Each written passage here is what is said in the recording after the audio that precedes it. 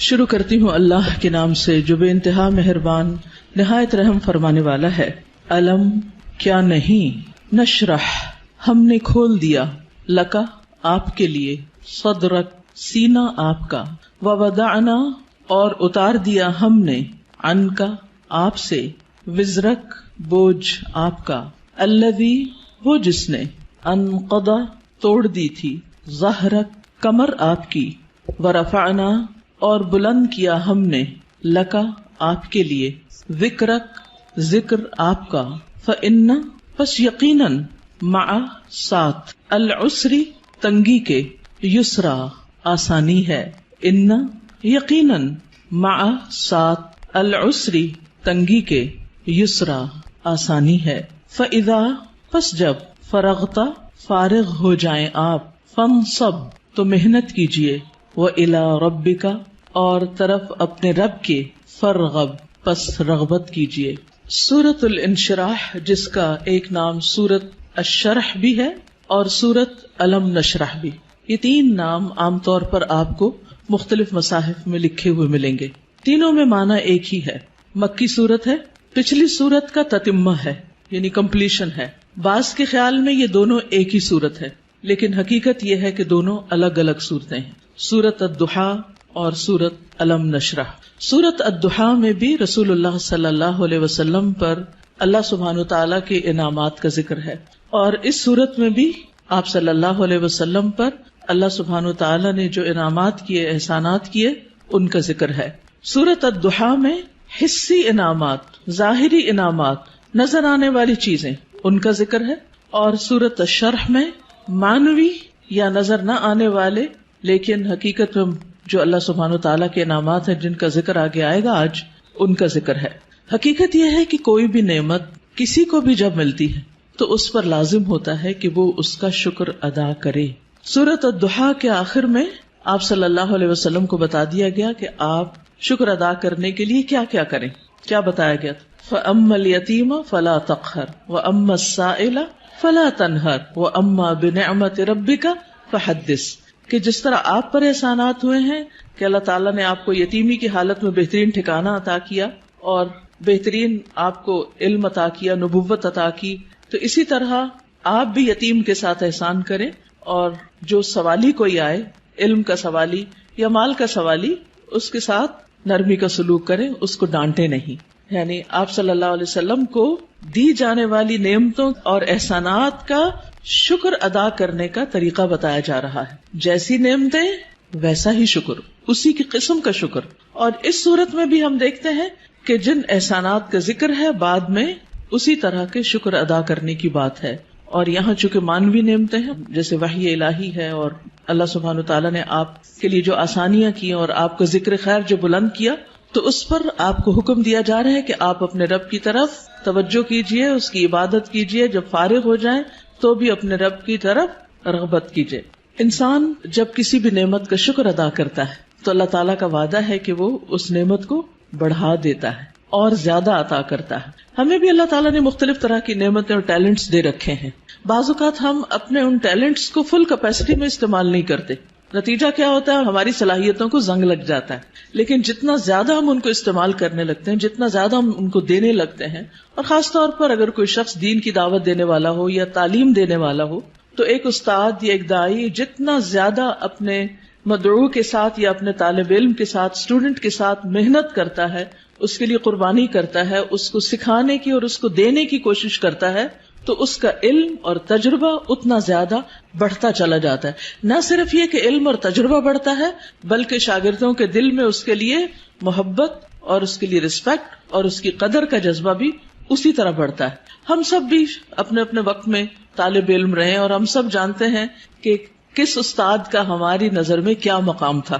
آج تک ہمیں یاد ہے۔ تو اسی طرح ہمارے شاگردوں کی نظر میں بھی ہر استاد کا اپنا اپنا ایک مقام ہے، اور کس کا مقام اور درجہ اور عزت اور محبت اور قدر زیادہ ہوتی ہے؟ جو اپنے شاگردوں کے لیے جتنا زیادہ مخلص ہوتا ہے، وہ علم دینے کے کام کو یا نبوت کا کام کو پیشہ نہیں ہوتا۔ یہ ایک اللہ سبحانہ تعالیٰ کی نعمت کا، اللہ تعالیٰ کے اس احسان کا کہ اس نے ہمیں یہ سب کچھ عطا کیا، اس کا شکر ادا کرنا ہوتا ہے، اظہار نعمت کرنا ہوتا ہے، اس کو شیئر کرنا ہوتا ہے، دوسروں کے ساتھ بانٹنا ہوتا ہے. اور انسانوں کی تعلیم و تربیت اور انسانوں کو کچھ بنانا یہ دنیا کا سب سے بڑا کام ہے. کیونکہ مادی چیزیں، پتھر توڑ کے گھر بنانا، کوٹ کے بجری سڑکیں بنانا، یہ بھی ایک کام ہے جو نظر آنے والی چیزیں ہیں، لیکن وہ تو ہمارے لیے مسخر ہیں، مطیع ہیں، فرما بردار ہیں. ہم جہاں چاہیں ان کو لگا دیں، جس طرح چاہیں ان کو رکھ دیں. لیکن انسان اتنی آسانی سے بات سننے والے نہیں ہوتے. ان کو مولڈ کرنا اور ان کو گھڑنا اور ان کو کچھ بنانا اور ان کو سنوارنا اور ان کو نکھارنا جو نبی صلی اللہ علیہ وسلم کے فرائض منصبی میں سے تھا. اور یہی آپ کے بعد ہر استاد کی ذمہ داری ہے کہ وہ طالب علموں کو صرف انفارمیشن ٹرانسفر کرنے والا نہ ہو، بلکہ ان کے اندر کے پوٹینشل کو، ان کی صلاحیت کو، ان کے اندر پائی جانے والی مختلف جو قوتیں ہیں ان کو نکھارنے اور معاشرے کے لیے اور خود اس شخص کے لیے زیادہ سے زیادہ مفید بنانے والی. اور یہ کام والدین کے بعد استاد ہی کرتا ہے اور یہ اس کی بہت بڑی ذمہ داری ہوتی. تو اس پس منظر کو سامنے رکھتے ہوئے ہم اس صورت کا انشاءاللہ مطالعہ کریں گے کہ ہمیں کیا کرنا ہے. سوال یہ پیدا ہوتا ہے کہ کیا یہ احکامات جو اس صورت کے اندر آئے ہیں صرف نبی صلی اللہ علیہ وسلم کے لیے خاص ہیں یا اس کے بعد ان لوگوں کے لیے بھی جو آپ کے طریقے پر چلنے والے ہوں اور آپ ہی کے کام کو آگے لے کر بڑھنے والے ہوں.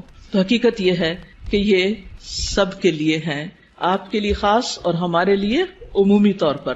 تو آئیے دیکھتے ہیں سورت کو. اللہ سبحانہ وتعالیٰ فرماتے ہیں الم نشرح لک صدرک. الم کیا نہیں سوالیہ انداز ہے اور یہ یقیناً کے معنوں میں ہے، قد کے معنوں میں. نشرح ہم نے کھول دیا.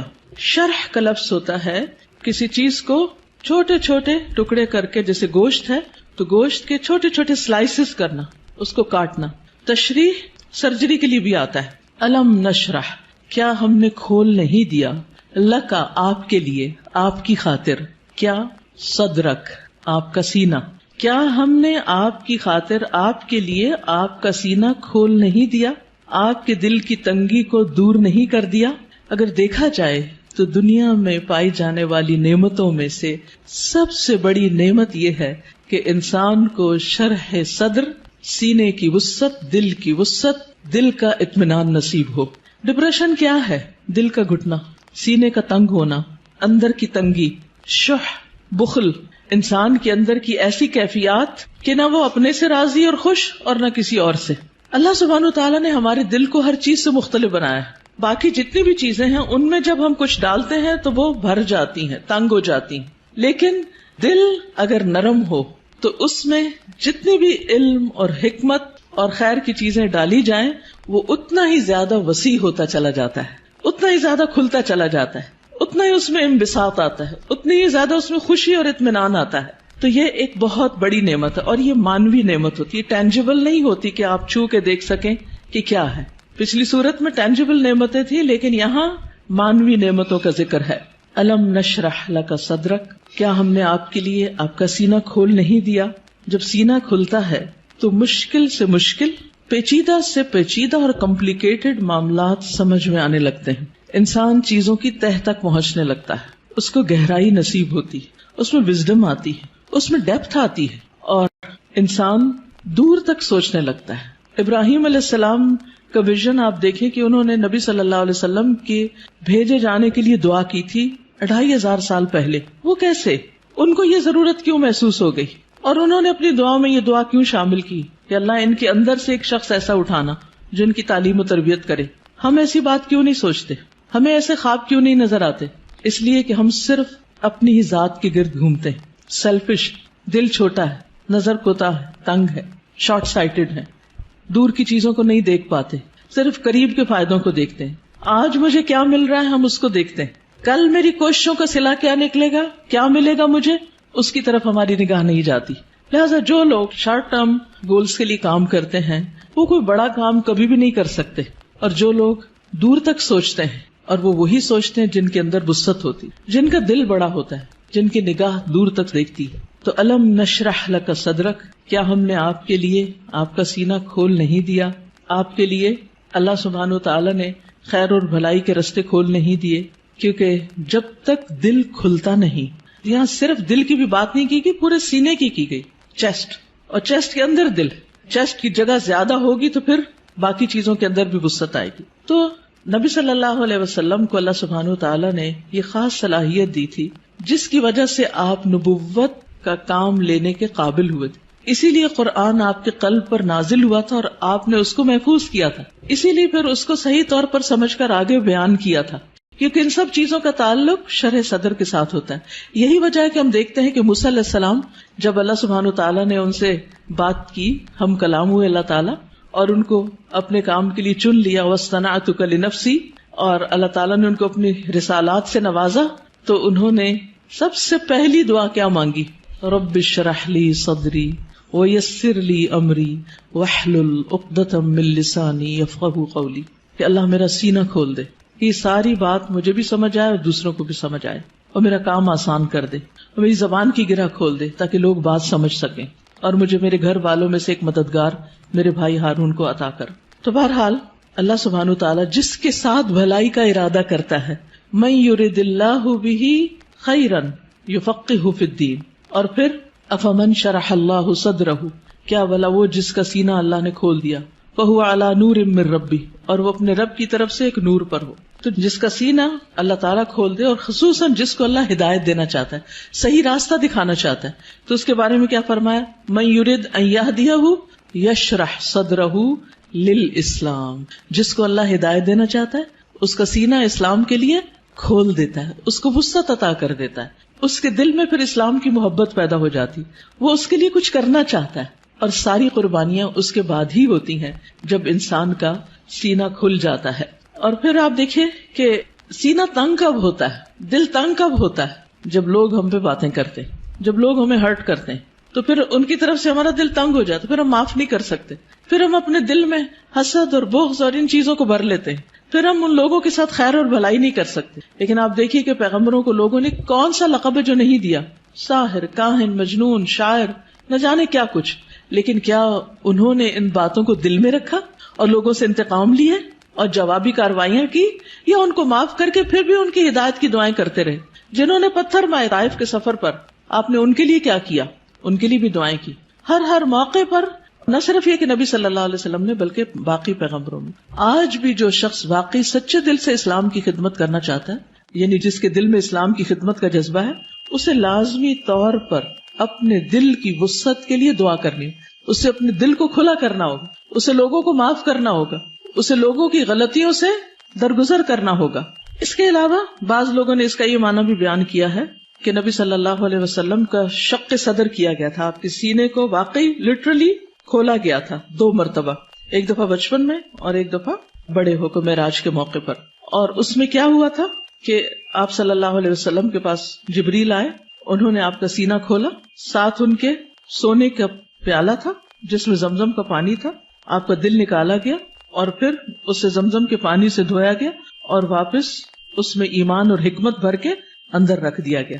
تو لٹرلی بھی آپ کے سینے کو کھول کر آپ کو، یعنی کہ آپ کے دل کو صاف کر دیا گیا، اور اس میں کسی کے لیے کسی طرح کبھی کوئی حسد، بغض اور کوئی بھی چیز باقی نہ رہی. اور آج اسی چیز کی ہم سب کو بھی ضرورت ہے کہ ہمارے دلوں میں کسی کے لیے کوئی نفرت اور کوئی بھی حسد اور بغض نہ ہو، لوگوں کو معاف کرنا جانے اور خوش رہیں، مطمئن رہیں. ایسے ہی دلوں کے اندر ایمان آتا ہے، ایمان بڑھتا ہے، ایمان کی زینت ہوتی ہے، اور پھر ایسے ہی لوگوں کو ہدایت ملتی ہے، حق کی معرفت ملتی ہے. تو الم نشرح لک صدرک، جب سینہ کھلتا ہے تو انسان تقدیر پر بھی راضی ہو جاتا ہے. انسان چھوٹی چھوٹی باتوں کو لے کے بیٹھ نہیں جاتا، انسان اپنے وقت کو ضائع نہیں کرتا، انسان تقدیر پر راضی ہو جاتا ہے. انسان کا پھر عبادت میں دل لگتا ہے، عبادت کی طرف لپکتا ہے، عبادت کی طرف دوڑتا ہے. نماز پھر قرۃ عین لگتی ہے، آنکھوں کی ٹھنڈک لگتی، نماز پھر بوجھ نہیں لگتی. اللہ تعالیٰ کے کسی بھی حکم کو اپنانا مشکل نہیں لگتا، اور یہ صرف اس وقت ہوتا ہے جب انسان کا سینہ کھل جاتا ہے. الم نشرح لک صدرک، اور پھر کوئی بات سمجھنے میں رکاوٹ نہیں آتی. انسان بنا کہے دوسروں کی باتیں سمجھنے لگتا ہے، اسے دوسروں کی ضروریات نظر آنے لگتی ہیں، وہ دوسروں کی کیئر کرنے لگتا ہے. دوسری نعمت جس کا ذکر کیا گیا، وَوَضَعْنَا عَنْكَ وِزْرَكَ، اور ہم نے اٹھا دیا آپ سے، ہٹا دیا آپ سے، وزرک آپ کا بوجھ.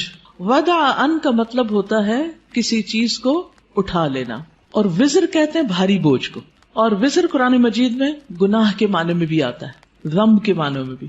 اب یہاں نبی صلی اللہ علیہ وسلم سے ان کے بوجھ ہٹا دیے گئے. اور یہاں پر آپ دیکھیں سورۃ الضحیٰ میں جو انداز تھا وہ کیا تھا کہ الم یجد کا یتیمن، سیکنڈ پرسن، الم یجد کا یتیمن، کیا اس نے آپ کو یتیم نہ پایا، فآوا ووجدک ضالا فہدی ووجدک عائلا فاغنی. لیکن یہاں زیادہ پرسنل انداز ہے، ووضعنا عنک وزرک، ہم نے آپ کا بھاری بوجھ آپ سے ہٹا دیا. اس بوجھ سے مراد کیا ہے؟ اس کے کئی معنی لیے گئے. نمبر ایک یہ کہ آپ کے دل پر نبوت سے پہلے جو ایک خاص بوجھ تھا، آپ کے ذہن میں کچھ سوالات تھے جن کا آپ جواب چاہتے تھے، آپ زندگی میں کچھ کرنا چاہتے تھے. آپ صلی اللہ علیہ وسلم اسی لیے شہر کو چھوڑ کر پہاڑ پر چلے جاتے، ہرا میں چلے جاتے تھے.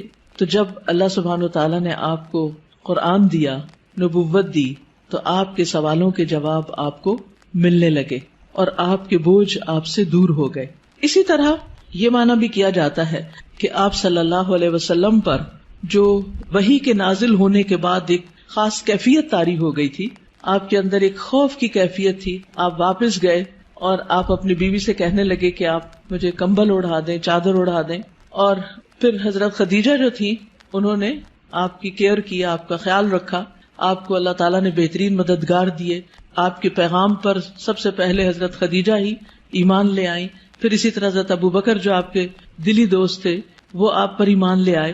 تو یہ جو وحی کی کیفیت تھی اور یہ جو فرشتے کو دیکھ کر آپ پر ایک خوف اور ایک بوجھ پڑ گیا اور آپ پر ایک پریشانی آ گئی، اور پھر کچھ عرصے کے لیے جیسے وحی کا سلسلہ منقطع بھی ہوا، اس میں بھی آپ پر پریشانی آئی، تو اللہ سبحانہ تعالیٰ نے وہ سارے بوجھ آپ سے ہٹا دیے، وہ پریشانیاں آپ کی دور کر دی. اسی طرح یہ معنی بھی کیا جاتا ہے کہ نبوت سے پہلے کے 40 سال جو آپ کے اللہ تعالیٰ کی عبادت میں نہیں گزرے تھے، جس کا آپ کو ملال تھا، تو وہ کیفیت بھی آپ سے دور کر دی گئی. پھر اسی طرح یہ معنی بھی کیا گیا ہے کہ خلاف اولا جو کام آپ سے ہوئے، خلاف اولا کا مطلب یہ ہوتا ہے کہ پیغمبر کا درجہ اور مقام بہت بڑا ہوتا ہے. جیسے ایک مقولہ ہے نا کہ حسنات الابرار سیئات المقربین، جو نیک لوگوں کی نیکیاں ہوتی ہیں وہ مقربین کے غلطیاں شمار ہوتی ہیں. یعنی جو اللہ کے خاص اور مقرب بندے ہوتے ہیں ان کے لیے سٹینڈرڈ بہت ہائی ہے کہ ان کا اخلاق بھی عظیم ترین ہو اور ان سے چھوٹا سا بھی کوئی قصور، کوتاہی، کمی بیشی نہ ہو. لیکن نبی صلی اللہ علیہ وسلم انسان بھی تھے. جیسے عبس وتولی میں آیا کہ ایک شخص آپ کے پاس آیا کچھ پوچھنے کے لیے، آپ نے تھوڑی سی اس سے بے رخی برتی. تو یہ بے رخی کیا تھی؟ یہ ایک اللہ سبحانہ تعالیٰ کی نگاہ میں ایک قصور تھا آپ کا. تو وزر کا معنی قصور بھی کیا گیا ہے. تو اللہ تعالیٰ نے وہ بھی آپ کا اگلے پچھلے سب قصور معاف کر دیے اور آپ کے بوجھ آپ سے ہٹا دیے. وَوَضَعْنَا عَنْكَ وِزْرَكَ الَّذِي أَنْقَضَ ظَهْرَكَ، وہ جس نے آپ کی کمر توڑ دی، یعنی آپ کو جس کا بہت زیادہ بوجھ محسوس ہوتا تھا.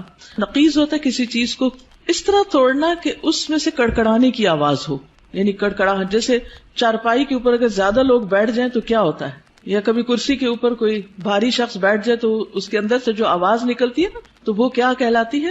نقیض کہلاتی ہے. تو انقض ظہرک یعنی جس نے آپ کی پیٹھ کو بوجھل کر دیا تھا، آپ کے اوپر ایسی ذمہ داری آ پڑی تھی کہ آپ اس کی وجہ سے بہت دبے ہوئے یا آپ بہت اس کی وجہ سے بوجھل محسوس کر رہے تھے. تو اللہ سبحانہ تعالیٰ نے وہ بھی آپ سے دور کر دیا. وَرَفَعْنَا لَكَ ذِكْرَكَ، اور آپ کا ذکر خیر بلند کر دیا، یعنی آپ کو شہرت عطا کی، آپ کو بلندی عطا کی. نہ صرف یہ کہ آپ کو، بلکہ آپ کے ذکر کو، یعنی آپ کے نام کو، آپ کے مقام کو، آپ کے درجے کو بہت بلندی ملی. اور اس کے لیے ایک حدیث میں آتا ہے کہ نبی صلی اللہ علیہ وسلم نے فرمایا کہ جبریل علیہ السلام میرے پاس آئے اور کہا کہ آپ کا رب کریم پوچھتا ہے کہ آپ کیا جانتے ہیں کہ میں نے آپ کے ذکر کو کس طرح بلند کیا ہے؟ رفعنا لک ذکرک کیسے ہوا؟ میں نے جواب دیا کہ اس حقیقت کو اللہ تعالیٰ ہی بہتر جانتے ہیں. تو اللہ تعالیٰ نے فرمایا کہ آپ کے ذکر کی بلندی کی کیفیت یہ ہے کہ جہاں میرا ذکر کیا جائے گا وہاں آپ کا بھی ذکر کیا جائے گا، یعنی نبی صلی اللہ علیہ وسلم کا ذکر بھی. اب اسی لیے ہم دیکھتے ہیں کہ جب ایک شخص مسلمان ہوتا ہے تو کیا پڑھتا ہے؟ لا الہ الا اللہ اور محمد الرسول اللہ، یعنی اسلام میں انٹر ہونے کے لیے جو کلمہ پڑھا جاتا ہے. اسی طرح اشہد ان لا الہ الا اللہ و اشہد ان محمدن عبدہ و رسولہ. پھر اسی طرح آپ دیکھیے کہ 5 وقت جو نماز ہوتی ہے آذان، اس میں اشہد ان لا الہ الا اللہ و اشہد ان محمد الرسول اللہ. پھر نماز میں اتحیات اور پھر اس کے بعد درود شریف، اس میں بھی نبی صلی اللہ علیہ وسلم کا ذکر ہوتا ہے. پھر اسی طرح جب بھی جہاں بھی جو بھی آپ کا نام لے ساتھ آپ کے اوپر درود و سلام بھیجے، پڑھنے والا بھی اور سننے والا بھی.